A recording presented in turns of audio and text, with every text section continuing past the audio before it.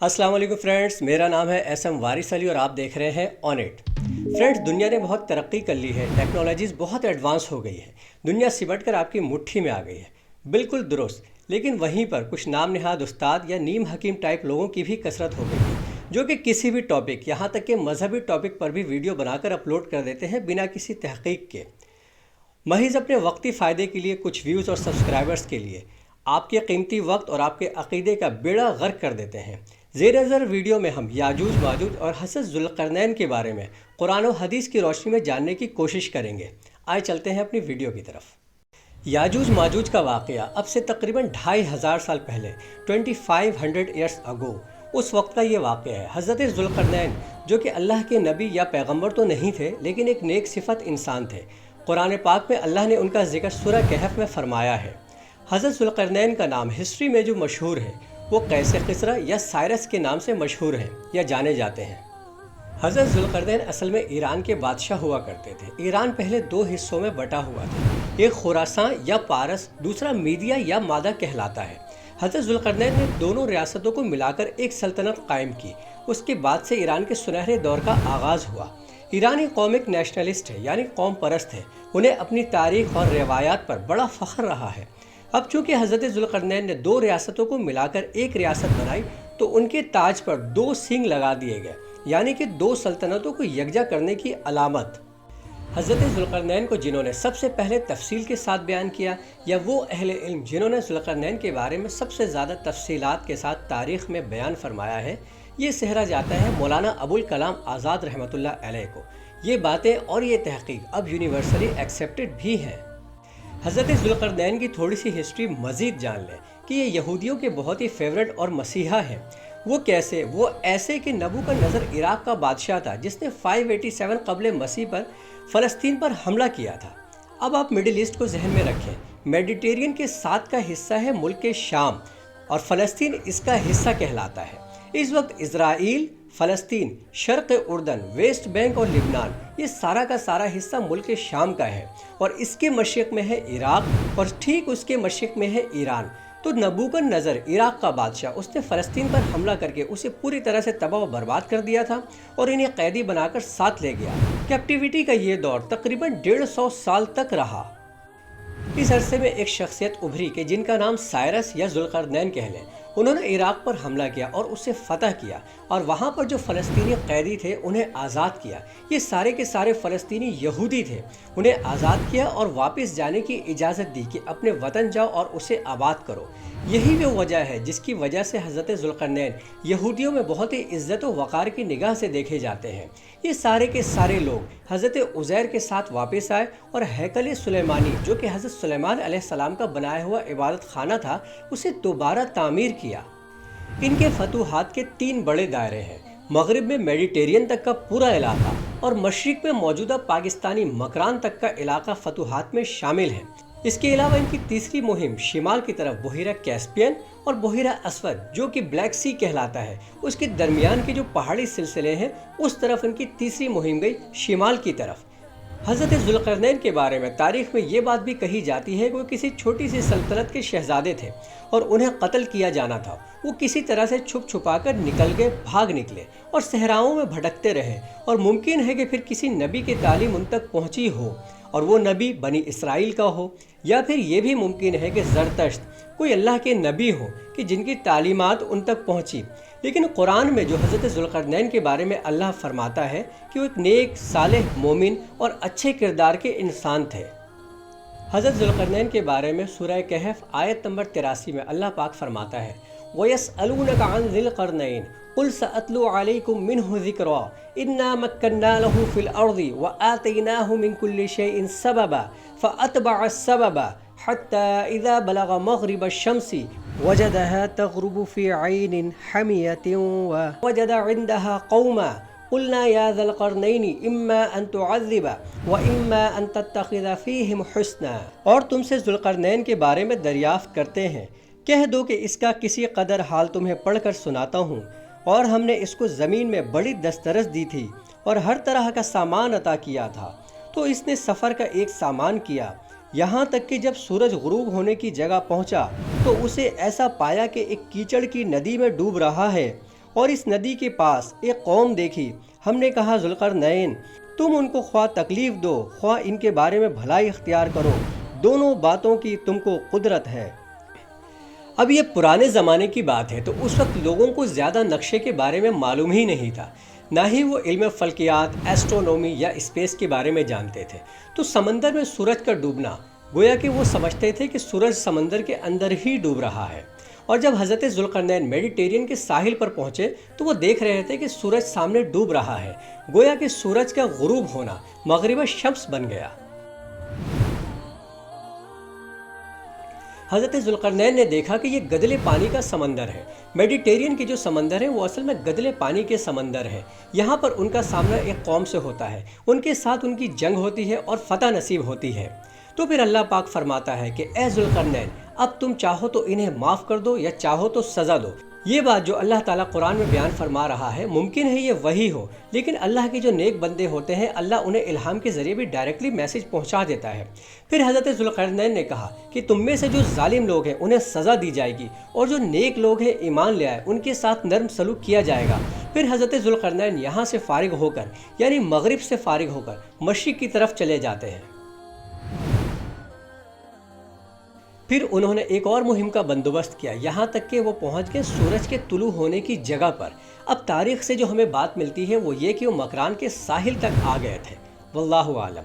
اللہ پاک قرآن میں فرماتا ہے کہ حضرت ذوالقرنین ایک ایسی قوم پر پہنچے جہاں پر جن پر سورج طلوع ہوتا ہے، یعنی کہ ان کے اور سورج کے درمیان ہم نے کسی قسم کا اوٹ نہیں رکھا۔ یہ ایک وحشی قوم تھی، وحشی قبائلی لوگ تھے، اور ان کو ابھی تک چھت بنانے کا ہنر نہیں آیا تھا۔ ان کے جو گھر ہوتے تھے ان میں صرف دیواریں ہوتی تھی، چھت نہیں ہوتی تھی۔ حضرت ذوالقرنین کا ان سے سامنا ہوتا ہے، جنگ ہوتی ہے، اور یہاں پر بھی انہیں فتح نصیب ہوتی ہے۔ اس کے بعد حضرت ذوالقرنین تیسری مہم کے لیے نکلتے ہیں، ثم اتبع سببا۔ یہ شمالی مہم ہوتی ہے، یہاں تک کہ وہ دونوں پہاڑوں کے درمیان پہنچ جاتے ہیں، یعنی دونوں دیواروں کے درمیان۔ اب اس بات کو آپ ایسے سمجھے کہ بحیرہ کیسپین مشرق میں داہنی طرف اور دوسری طرف بحیرہ اسود، ان دونوں پہاڑی سلسلے کے درمیان وہ داخل ہوتے ہیں۔ یہ ان کی شمالی مہم کہلاتی ہے، اور یہی وہ رستہ ہے جس سے شمالی قبائلی لوگ آتے تھے، لوٹ مار کرتے تھے، فساد پھیلاتے تھے۔ انہیں یاجوج ماجوج کہا جاتا ہے۔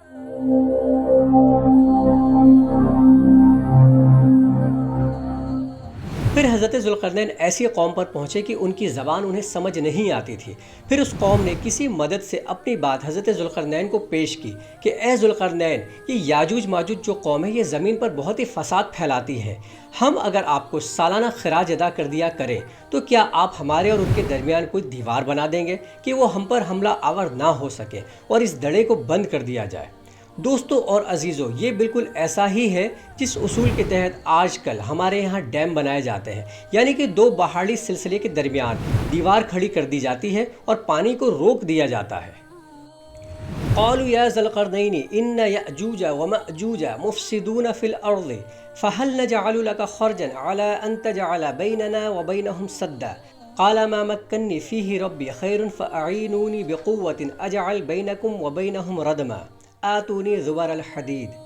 اب آپ یہ سمجھ لیں کہ یہ یاجوج ماجوج قوم کس نسل میں سے ہے۔ حضرت نوح علیہ السلام کے 3 بیٹے تھے، سام، حام اور یافس۔ حضرت ابراہیم علیہ السلام سامی نسل میں سے تھے، قوم عاد بھی اسی قوم میں سے تھی، اور قوم سمود بھی اسی کی ایک شاخ ہے۔ حضرت یافس علیہ السلام کی نسلوں نے یہ جو سینٹرل ایشین ماؤنٹین کا جو حصہ ہے اسے کراس کیا اور شمال کی طرف دائیں بائیں چلے گئے۔ شمال کی طرف چینی اور اس سے ملتی جلتی یلو ریزس کی جو قومیں ہیں وہ اسی نسل میں سے ہیں۔ اب مغرب کی طرف چلتے ہیں تو روس کا علاقہ اور اس کے آس پاس کے علاقے، اور یورپ کی طرف جائیں تو مغربی یورپ کے ممالک Germany, France, Austria, Netherland, Switzerland کے رہنے والے لوگ اسی قوم میں سے ہیں، یعنی کہ مغربی یورپ سے لے کر چین تک کا ایک بہت بڑا حصہ حضرت یافس علیہ السلام کی نسل میں سے ہے۔ حضرت یافس علیہ السلام کے جن بیٹوں کے نام تورات میں موجود ہیں ان میں گوگ میگوگ بھی ہے۔ اس کے ساتھ ساتھ چند اور نام بھی ہیں جن میں توبال، موسک، روس کا شہر ماسکو شاید موسک کے نام سے منسوب ہو۔ ہم پر ایک بار پہلے بھی کرونیل سیلاب آ چکا ہے جو کہ یورپ سے لے کر ایشیا تک ان کی حکومت تھی، لیکن ان کی بساط لپیٹ دی گئی۔ تاہم ہم پر اب بھی ملٹی نیشنل کمپنی کے ذریعے، IMF کے ذریعے، ورلڈ بینک کے ذریعے مسلط ہے۔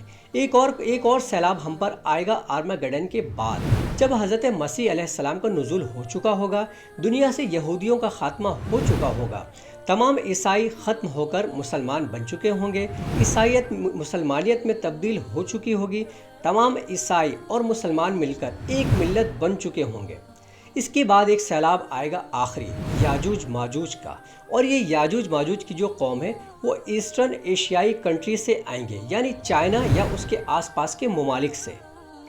اب واپس آتے ہیں اسی بات پر کہ حضرت ذوالقرنین کو خراج کی آفر پیش کی جاتی ہے، جس پر حضرت ذوالقرنین کہتے ہیں کہ میرے پاس اللہ کا عطا کردہ بہت کچھ ہے اور اس سے بہت بہتر ہے جو تم مجھے پیش کرتے ہو۔ مجھے کسی بھی طرح کی خراج کی ضرورت نہیں، بلکہ مجھے افرادی قوت چاہیے، باقی ساز و سامان میں خود مہیا کر لوں گا اور تمہارے اور یاجوج ماجوج کے درمیان ایک مضبوط ترین دیوار بنا دوں گا۔ قال ما مكنني فيه ربي خير فأعينوني بقوة أجعل بينكم وبينهم ردما آتوني زبر الحديد حتى إذا ساوى بين الصدفين قال انفخوا حتى إذا جعله نارا قال آتوني أفرغ عليه قطرا۔ پھر لوہے کے تختے منگوائے جاتے ہیں اور دونوں پہاڑوں کے درمیان بھرے جاتے ہیں، یہاں تک کہ جب لوہے کے تختے بھر جاتے ہیں تو پھر آگ جلائی جاتی ہے اور یہ لوہے کے تختے سرخ ہو جاتے ہیں، دہک جاتے ہیں۔ پھر اس کے بعد پگھلا ہوا تانبا مانگا کہ اس پر اونڈیل دیا جائے اور پھر پگھلا ہوا سیسا بھی ڈال دیا جاتا ہے، یہاں تک کہ ایک نہایت ہی مضبوط ترین دیوار بنا دی گئی۔ یہ دیوار تو موجود نہیں، نہ ہی یہ نظر آتی ہے، لیکن اس کے آثار داریار اور دربن کے علاقے میں موجود ہے۔ ویسٹ کوسٹ کا جو علاقہ ہے کیسپین کے ساتھ، اس علاقے کی لمبائی 50 میل، جس کی اونچائی 29 فٹ اور چوڑائی 10 فٹ ہے۔ پھر حضرت ذوالقرنین فرماتے ہیں تو اب نہ تو یہ اس کے اوپر چڑھ سکتے ہیں اور نہ ہی پھلانگ کر آ سکتے ہیں۔ اتنا سب کچھ کرنے کے بعد بھی حضرت ذوالقرنین نے فرمایا کہ اس میں میرا کچھ بھی نہیں، یہ سب کا سب میرے رب کا کمال ہے اور میرے رب کا وعدہ ہے، اور جب میرا رب چاہے گا تو یہ دیوار ریزہ ریزہ ہو جائے گی، ختم ہو جائے گی، اور میرے رب کا وعدہ حق ہے اور سچ ہے اور پورا ہو کر رہے گا۔ اور پھر جب قیامت کا وقت آنے والا ہوگا تو ہم انہیں چھوڑ دیں گے، یہ ایک دوسرے پر گتھم گتھا ہوں گے، اور جب یہ نکلیں گے تو پورے دریا اور سمندر کو پی جائیں گے اور زمین کی ہر شے کو کھا جائیں گے۔ اللہ نے انہیں ہماری نظروں سے اوجھل رکھا ہے اور حکم ربی نے انہیں روک رکھا ہے۔ پھر جب یہ نکلیں گے تو پہاڑوں سے کثیر تعداد میں اترتے ہوئے نظر آئیں گے۔ یہ ابھی کہاں ہیں سوائے اللہ کے اور کوئی نہیں جانتا۔ جیسا کہ ہم انٹرنیٹ پر دیکھتے ہیں، لوگ دعویٰ کرتے ہیں کہ یاجوج ماجوج کا پتہ لگ گیا۔ اس طرح کی باتیں جھوٹی ہیں، ٹوٹلی جھوٹی۔ حدیثوں میں آتا ہے کہ یاجوج ماجوج اس دیوار کو چاٹ رہے ہیں، اور جب دیوار تھوڑی سی رہ جاتی ہے تو وہ کہتے ہیں کہ ہم کل آ کر اسے مکمل کر لیں گے، انشاءاللہ نہیں کہتے، لہٰذا وہ دیوار اگلے دن دوبارہ اسی موٹائی پر آ جاتی ہے۔ لیکن جس دن وہ انشاءاللہ کہہ کر اٹھیں گے کہ انشاءاللہ کل ہم اس دیوار کو گرا دیں گے، تو اللہ تعالیٰ اس دیوار کو وہیں پر روک دے گا اور اگلے دن وہ دیوار گر جائے گی، اور پھر جب وہ نکلیں گے تو بہت ہی کثیر تعداد میں ہوں گے۔ حضرت عیسیٰ علیہ السلام اللہ تعالیٰ سے دعا فرمائیں گے کہ یا اللہ، ان سے لڑنا ہمارے بس کی بات نہیں، تو ہماری مدد فرما۔ پھر اللہ تعالیٰ انہیں گردن کی بیماری میں مبتلا کر دے گا اور وہ کثیر تعداد میں مرنا شروع ہو جائیں گے، یہاں تک کہ پوری زمین ان کی لاشوں سے بھر جائے گی اور پوری زمین پر تعفن اور بدبو جیسا ماحول ہو جائے گا۔ پھر اللہ تعالیٰ بارش برسائے گا اور ان کی لاشیں بہہ بہہ کر دریاؤں اور سمندروں میں چلی جائیں گی۔ فرینڈز، سورہ کہف جو کہ 15ویں سپارے کے نصف کے فوراً بعد سے شروع ہے، اس کی آیت نمبر 83 سے حضرت ذوالقرنین کا ذکر ہے اور ان سارے واقعے کا ذکر ہے۔ آپ اس کا مطالعہ اور اسٹڈی ضرور کریں اور خود بھی سمجھیں۔ دوسروں کی کہی ہوئی باتوں پر، سنی سنائی باتوں پر اپنا ایمان اور عقیدہ خراب کبھی بھی نہ کریں۔ ویڈیو آپ کو پسند آئی ہے تو دوستوں کے ساتھ، عزیزوں کے ساتھ، فیملی کے ساتھ شیئر کریں، اور اگر آپ نے ابھی تک سبسکرائب نہیں کیا میرے چینل کو تو پلیز سبسکرائب کر کے اونٹ فیملی کا قیمتی حصہ بن جائیں۔ مجھے اپنی دعاؤں میں یاد رکھیے گا، اپنا بہت سارا خیال رکھیے گا۔ ٹیک کیئر، گڈ بائے، اللہ حافظ۔